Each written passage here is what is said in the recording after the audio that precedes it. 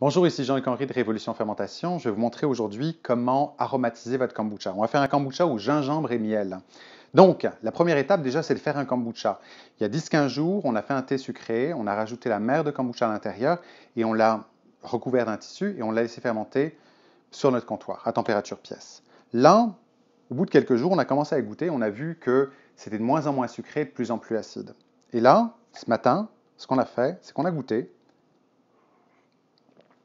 Et au niveau des saveurs, c'est quand même parfait. Parfait à notre goût. Là, c'est vraiment très important que ça réponde à votre besoin, à votre goût. Donc là, notre kombucha, il est prêt. Première étape, on se lave les mains.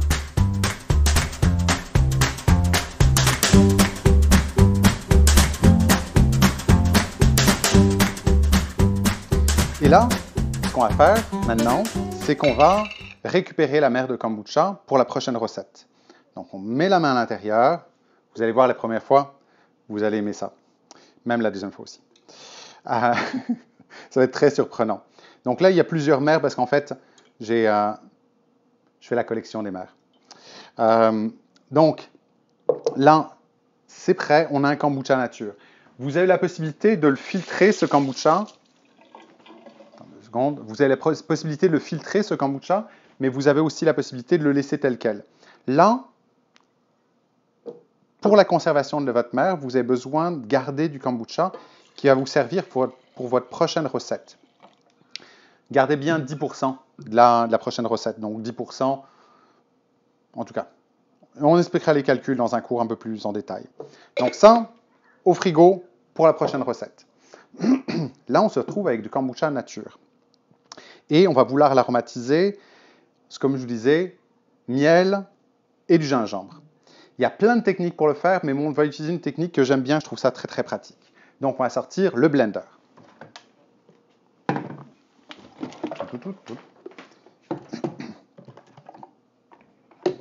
Et on va blender ça avec de l'eau.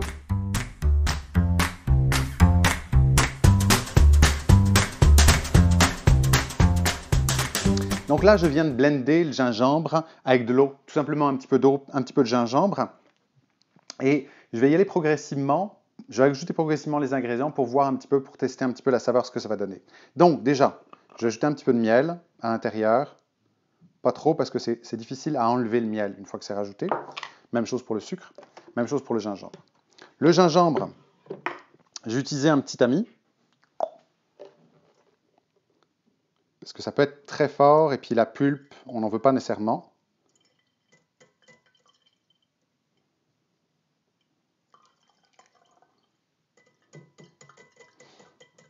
Si vous aimez vraiment, vraiment ça, le gingembre, avec cette pulpe-là qui vous reste, vous pouvez faire une décoction.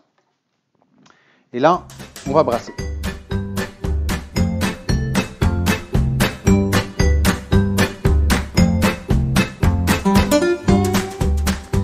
Donc là, on goûte progressivement pour voir un petit peu ce que ça donne.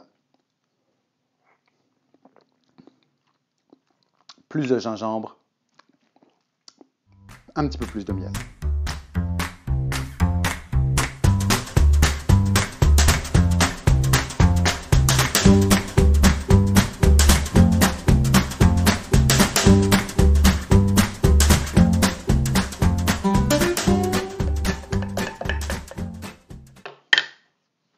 On regoute.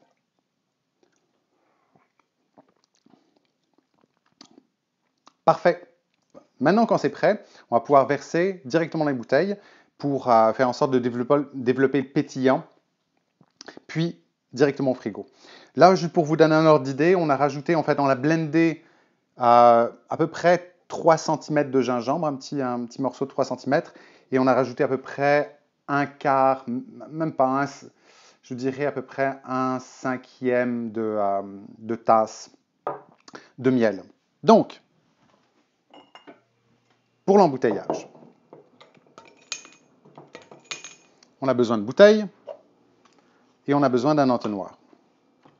C'est vraiment important de bien mélanger avant d'embouteiller pour faire en sorte que ce soit très homogène. Et let's go!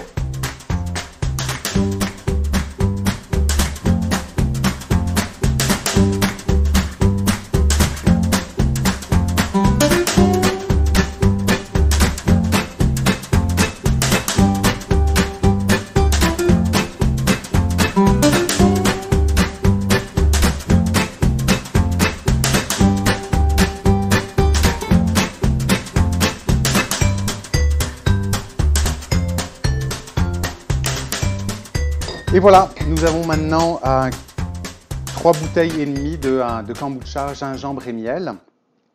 On va le garder 3-4 jours à température pièce sur notre comptoir, peut-être plus 3, parce que le gingembre et le miel vont nourrir les levures, et les levures vont continuer à transformer le sucre en dioxyde de carbone qui va bâtir la pression à l'intérieur des bouteilles. Donc environ 3 jours sur le comptoir à température pièce. Ensuite, on met directement au frigo, et là, la pression va se stabiliser. Si vous n'aimez pas le pétillant, vous mettez ça directement au frigo dès maintenant pour que ça devienne un peu plus frais. Et voilà, bonne dégustation!